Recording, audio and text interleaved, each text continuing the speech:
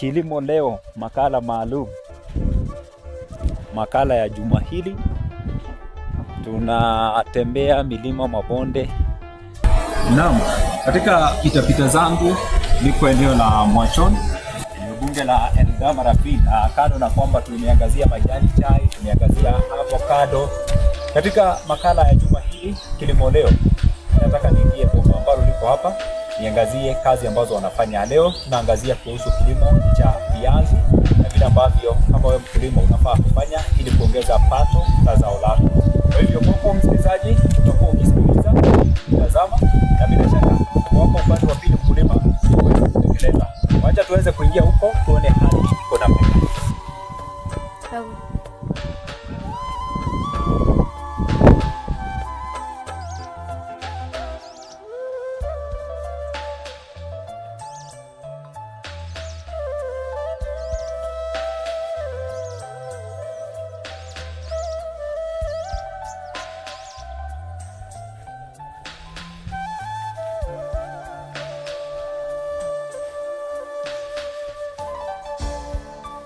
Bila shaka baada ya safari tushafika shambani, na unaona hapa huwa napenda kusema mambo mazuri.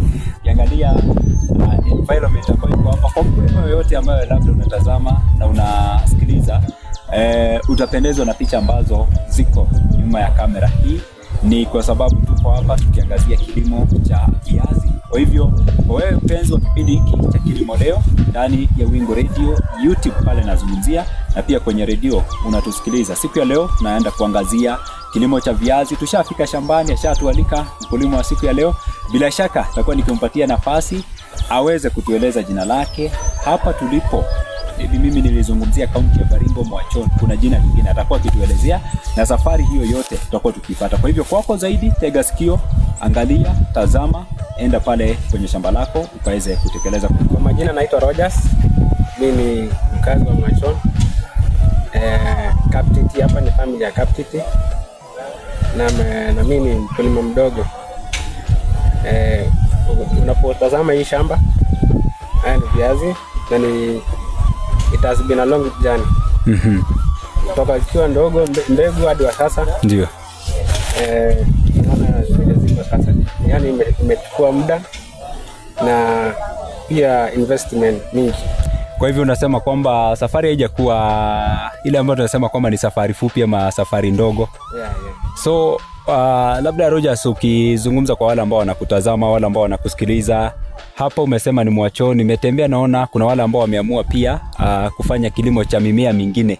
Kuna wale ambao wamefanya parachichi, avocado tukizungumza, kuna wale ambao wanafanya majani chai, kuna wengine pia nazungumzia mahindi, wengine wanafuga ng'ombe. Kwa nini wewe ukachagua kilimo cha viazi? Naam, unavyonitazama mimi bado ni kijana, na napenda vitu ya haraka. Bado tunaitafuta vitu kwa haraka kwa sasa. Kwa sasa hivi tunaweza zungumzia umelima, tuzungumze kiasi kipi cha shamba, ekari, nusu eka, kwota? Hii ni nusu eka. Umesema imechukua safari ndefu, unaweza tuelezea kidogo? Mimi nimezinunua. Shamba yenyewe nimeilima, ilikuwa upya. Na pia mbegu sijatoa sehemu moja. Mbegu unavyotazama hapa, hii ni mbegu nyingine tofauti, pale ni mbegu nyingine. Kwa hivyo vile ambavyo tunaona, na labda mwelekezi ataweza kutupeleka, hii mbegu ni tofauti sana, mbegu hii ambayo unaitazama hivi na hii mbegu ambayo unaiona hapa. Kama sasa hivi ambavyo mwelekezi anakuelekeza, anatueleza ni tofauti. Pia ukiangalia upande wako wa pili pale, utaona mbegu hiyo pia ni tofauti. Ni unapozungumzia mbegu hii ulikuja kujitengenezea, kuna wale ambao wananunua ile miche ya mbegu.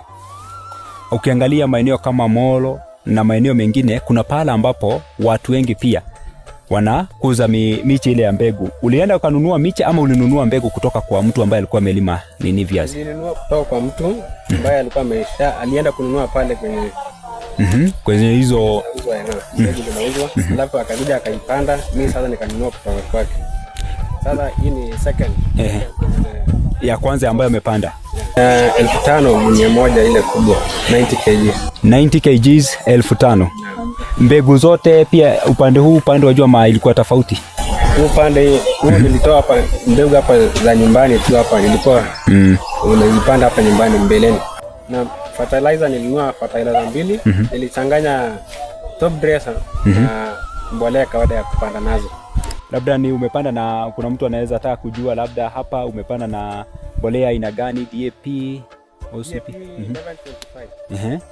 Ndio uliwekeza nayo. Baada ya kupanda tuzungumzie top dressing. Top dressing bado ni dawa tu ya baridi. Wataalamu watakwambia shamba jipya ni bora kuliko lile shamba ambalo umekuwa ukilima. Labda unaweza tuambia labda faida zake ni zipi? Faida ni kwamba haina bakteria.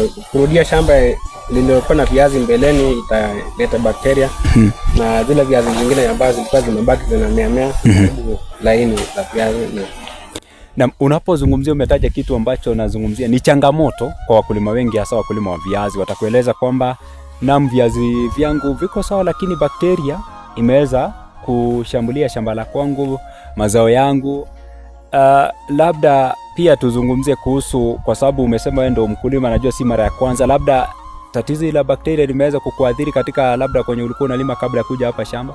Tena vibaya sana. Nilikuwa nimeipanda pale chini viazi nusu eka pia.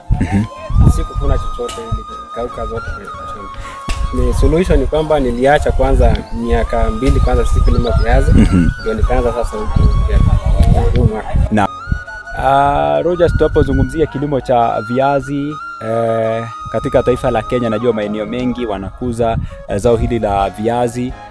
Zungumzia vijana ambao wamejiweza kujiwekeza katika kilimo cha viazi na mambo mengine, lakini ningependa pia ukaweza kutueleza, umezungumza wewe ni mkulima mdogo, ndo unaanza tu, labda kuna yule ambaye anakutazama, kuna yule ambaye anakusikiliza pale, kijana kama wewe, na labda yeye anaangalia na asema kwamba labda kilimo ni cha wazee, kilimo ni cha wazazi wetu. No, hiyo ni myth and misconception. Kila mtu ana nguvu zake za kufanya kazi. Unajua wazazi wengi wanaona ni kana kwamba umeenda shule, labda umesomea engineering, ni lazima ukulie hapo. No, sio hivyo. Wazazi waache vijana wao waweze kufanya kazi nyumbani. Hata kama wako na kazi nyingine, waachia wafanye kazi, wafanye ukulima, yote tu bora inaleta kitu nyumbani.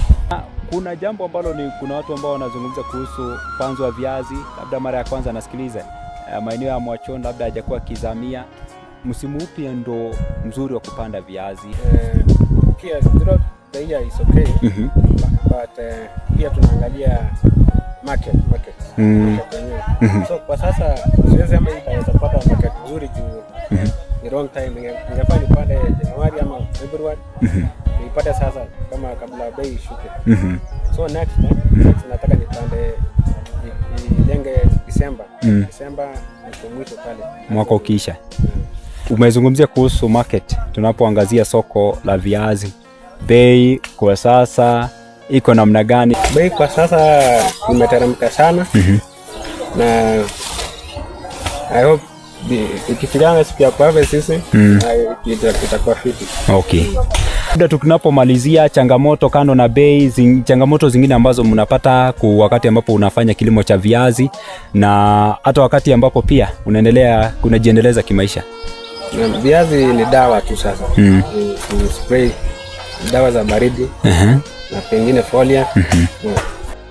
Na niulize kwa sababu kuna wale ambao ndio umezungumzia kuhusu baridi, dawa ambazo mnatumia. Kwako naona viazi ziko sawa. Sijaona kama kuna yoyote ama mmea wote ambao umeweza kuadhirika. Labda dawa ambayo unatumia kwa sasa kuweza kukabiliana na baridi ni ipi? Dawa nayotumia inaitwa Minten. Minten Super. Kando na hiyo dawa ya kuzuia baridi, dawa zingine ambazo labda unapulizia kuhakikisha kwamba labda viazi, kuna watu ambao wanatumia folia, ama wewe tu ni dawa ya baridi? Kwa sasa ni dawa ya baridi pekee juu unaona viazi vyenyewe ziko health, inahitaji dawa folia. Asante sana. Sisi tunashukuru sana kwa kuzungumza na wewe. Labda swala la mwisho tu kwa serikali, Wizara ya Kilimo, ili kuweza kuwasaidia wakulima wa viazi, ombi lako ni lipi? Serikali iweze kutenga ama kuunda sehemu mahali pa kuwekelea mbegu na wapunguze dawa za spray na hizo baridi. Asante sana. Nashukuru sana kwa kuzungumza nasi na tunakutakia kila laheri. Najua kwamba wakati wa kuvuna, najua kwamba itakuwa hapa ni wakati wa kuweza sasa kufurahia. Umezungumzia uliwekeza, imechukua safari, lakini tunaangalia sasa katika kipindi hiki. Mesalia tuseme kama mwezi mmoja ama wiki kadhaa. Mwezi mmoja kila kitu kitakuwa sawa. Asante sana Bwana Rogers, tunashukuru sana. Mpenzi mtazamaji wa Wingu Radio pale kwenye YouTube channel, na vile vile pia msikilizaji wa Wingu Radio, mpenzi wa makala haya ya kilimo leo, juma hili tumeweza kuangazia kilimo cha viazi, na leo tumepatana kama ambavyo amejiita mkulima mdogo ambaye ametueleza safari imekuwa vipi, lakini umesikia ni safari ambayo si safari ya leo kesho kila kitu kinakuwa sawa. Amezungumzia imekuwa safari ndefu. Vile vile pia amezungumzia kuhusu kuwekeza, investment ile inataka uchukue mtu ambaye umejipanga. Napozungumzia certified seed, mbegu ambazo zimeweza kuidhinishwa na mbegu ambazo nazungumzia ni bora tena sana. Vile vile pia hakikisha pala ambapo unapanda viazi, ikiwa kwamba ndio umepanda viazi, amezungumzia ile crop rotation, kuhakikisha kwamba basi unabadilisha zao lako ili mchanga ile bakteria iweze kuondoka. Na vile vile pia amezungumzia faida za shamba jipya. Hapa najua wakulima ni wengi ambao wanafuga ng'ombe.